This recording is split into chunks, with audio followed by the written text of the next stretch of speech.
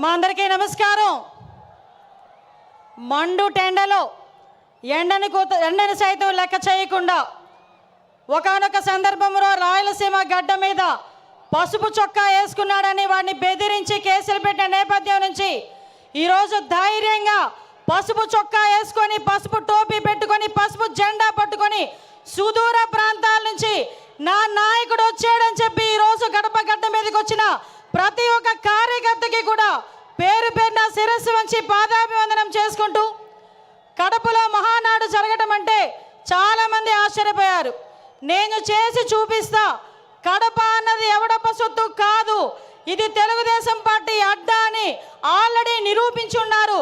ఆ కడపలోని ఈ రోజు వరకు మనం మహానాడు జరపలే, ఇక్కడ జరుపుకుందామని చెప్పి గౌరవ ముఖ్యమంత్రి వర్యులు నారా చంద్రబాబు నాయుడు గారు, అదేవిధంగా మన జాతీయ ప్రధాన కార్యదర్శి మనందరి నాయకుడు లోకేష్ బాబు గారు కంకణం కట్టుకొని ఈరోజు ఈ కార్యక్రమానికి శ్రీకారం చుట్టారు.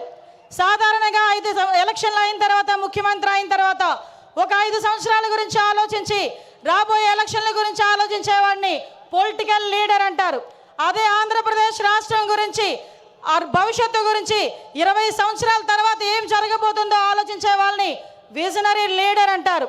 అదే విజనరీ లీడర్ మన ఎదురుగా కనిపిస్తున్న 6 అడుగుల మన చంద్రబాబు నాయుడు గారు మన తెలుగుదేశం పార్టీకి నిలువెత్తు రూపంగా ఈరోజు మనం భావించుకోవాలి.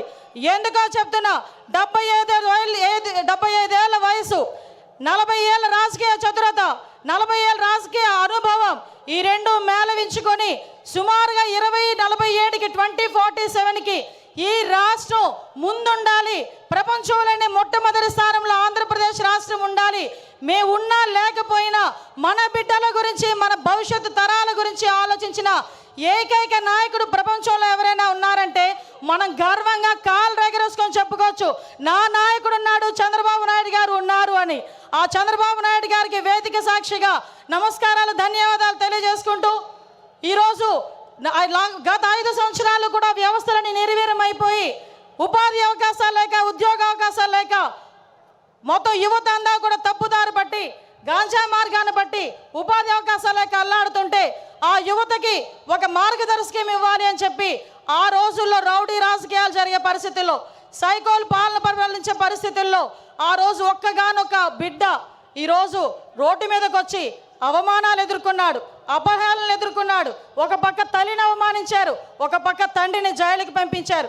అయినప్పటికీ కూడా మొక్కవోని ధైర్యంతో నా కార్యకర్తలు నా వెంబడున్నారు, నేను పూర్తి చేయగలనని సుమారుగా 9 నెలల కాలంలోనే ఈ రాష్ట్రంలోని తెలుగుదేశం పార్టీకి పునరుద్ధేశం తీసుకొచ్చిన నా సోదరుడు, మానవ వనరుల శాఖ మంత్రులు గౌరవనీయులు నారా లోకేష్ గారికి ప్రత్యేకంగా ధన్యవాదాలు, నమస్కారాలు తెలియజేసుకుంటూ, ఈరోజు రాష్ట్ర పార్టీ అధ్యక్షులు పల్లా శ్రీనివాసరావు గారికి, అదేవిధంగా వేదిక నిర్వహించిన సహచర మంత్రివర్యులకి, ఎమ్మెల్యేలకి, ఎమ్మెల్సీలకి అందరికీ కూడా పేరు పేరున, వేదిక నిర్వహించిన పెద్దలందరికీ కూడా పేరు పేరున నమస్కారాలు, ధన్యవాదాలు తెలియజేసుకుంటూ, సాధారణంగా ఈ మహానాడు అయితేనే మహానాడు ముందు రోజు కూడా చాలా వర్షం పడింది. వర్షం పడితే చాలామంది లోపల తీన్మార్ డ్యాన్సులు వేసుకున్నారు అవతల పార్టీ వాళ్ళు. ఈ మహానాడు ఎలా అవుతుందో చూద్దాం, ఈ మహానాడు ఎలా అవుతుందో చూద్దామని. ఒక్కటి మాత్రం నిజం, ఆ మహానుభావుడు చంద్రబాబు నాయుడు గారి సంకల్ప బలం ముందు అన్నీది కూడా దిగదుడిపోయి, ప్రకృతి కూడా ఈరోజు మనకి సహకరించి 3 గంటల టైంలో ఇంత చల్లగా మనందరినీ కూడా ఇక్కడ ఆశీర్వదించిందంటే ప్రకృతి, ఈరోజు ఇది కూడా ఒక శుభ సూచకంగా దేవుని స్క్రిప్ట్ కింద భావించాల్సిన పరిస్థితి. గత 5 సంవత్సరాలు చూసాం, విధ్వంసంతో స్టార్ట్ అయింది, ప్రజావేదిక విధ్వంసంతో స్టార్ట్ అయింది, అనేక కేసులు పెట్టించుకున్నాం, అనేక రకాల జైళ్ళకి వెళ్ళాం, అభివృద్ధిలో శూన్యమైపోయింది, 20 సంవత్సరాలు వెనక్కి వెళ్ళింది. అభివృద్ధిలో ఎందుకు ముందుకు రాలేకపోయింది అంటే శాంతి భద్రతల మీద వాళ్ళకి పట్టు లేక, కనీసం వాళ్ళ భద్రత మీద వాళ్ళు కనీసం శ్రద్ధ చూపకపోవడం వల్ల ఈరోజు మళ్ళీ అదే శాంతి భద్రతల మీద, భద్రత మీద శ్రద్ధ చూపించారు. కాబట్టి మన నాయకుడి మీద నా నమ్మకంతో ఈరోజు అనేకమైన కంపెనీలు ఈరోజు వస్తున్నాయి. ఇంతకుముందు రాయలసీమ గురించి, ఫ్యాక్షనిజం గురించి మాట్లాడుకునే పరిస్థితి నుంచి ఈరోజు ఉపాధి అవకాశాలు, ఫ్యాక్షన్లోని చాలామంది ప్రాణాలు కోల్పోతూ ఉంటే అటువంటి వాళ్ళు ప్రాణాలు కోల్పోకూడదని ఫ్యాక్షనిజాన్ని సమూలంగా ఆ రోజు నాశనం చేసి ఈరోజు అదే కత్తి పట్టిన చేత్తోనే ఉపాధి అవకాశాలు కల్పించిన పరిస్థితి.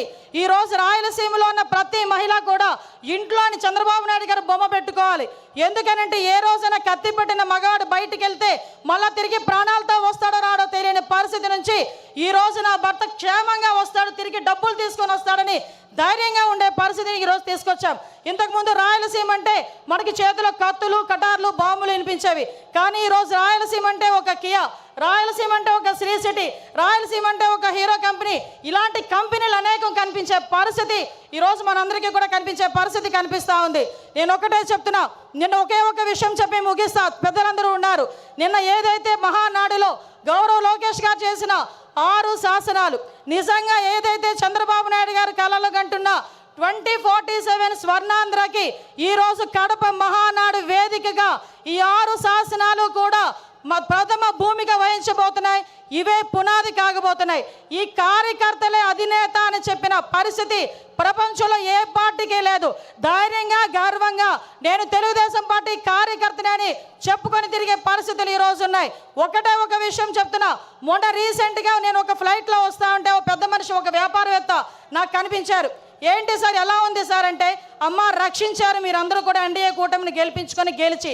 ఎందుకంటే 2018లో నేను శంకుస్థాపన చేశా. 19లో నేను ఫ్యాక్టరీ పెట్టాలని వెళ్తే పార్ట్నర్షిప్ అడిగారమ్మా. అప్పటి నుంచి మూసుకొని కూర్చున్నా. మళ్ళా చంద్రబాబు నాయుడు గారు వచ్చిన తర్వాత ఫ్యాక్టరీ మళ్ళీ ఓపెన్ చేశారని చెప్పే పరిస్థితి. ఒకటే చెప్తున్నా సార్, మీరు ఏదైతే 6 శాసనాలు తీసుకున్నారో ఈ 6 శాసనాలు మంత్రులుగా ఉన్న మేము కానీ, ఎమ్మెల్యేలుగా ఉన్న స్టేజ్ మీద ఉన్న వాళ్ళు కానీ, కార్యకర్తలుగా ఉన్న వాళ్ళు ప్రతి ఒక్కరు కూడా గ్రామానికి వెళ్ళి చెప్పే బాధ్యత మేము తీసుకుంటాం. మీరు కలలుగన్న 2047 విజన్ ఏదైతే ఉందో ఆ విజన్ని పరిపూర్ణంగా ముందుకు తీసుకెళ్లే విధంగా, మరీ ముఖ్యంగా గుంట నక్కలు చేరకుండా ఉండే బాధ్యత కూడా కార్యకర్తలుగా మనందరం కూడా తీసుకోవాల్సిన బాధ్యత ఉంది. మళ్ళీ 5 సంవత్సరాల తర్వాత నేను వస్తా అని కలలుగనే వాళ్ళకి మొన్నటితోనే ఆఖరి రోజు పులి స్టాప్ పడే పరిస్థితి, మళ్ళీ ఇలాంటి గుంట నక్కలు మన దగ్గరికి చేరకుండా ఉండే పరిస్థితి కూడా మనం తెచ్చుకోవాలని మనస్ఫూర్తిగా కోరుకుంటూ, ఇప్పటి నుంచే 2029 వెనక్కనికి కూడా ఇప్పటి నుంచే పని చేయాలని ప్రతి కార్యకర్తకి కూడా తెలియజేసుకుంటూ, ఈ మహావేదికగా మీ అందరికీ నాకు ఇక్కడ మాట్లాడే అవకాశం కలగజేసినందుకు ప్రత్యేకంగా గౌరవ ముఖ్యమంత్రి వర్యులకి, నారా చంద్రబాబు నాయుడు గారికి, లోకేష్ బాబు గారికి అందరికీ కూడా ధన్యవాదాలు, నమస్కారాలు తెలియజేసుకొని సెలవు తీసుకుంటున్నా. జై హింద్, జై తెలుగుదేశం.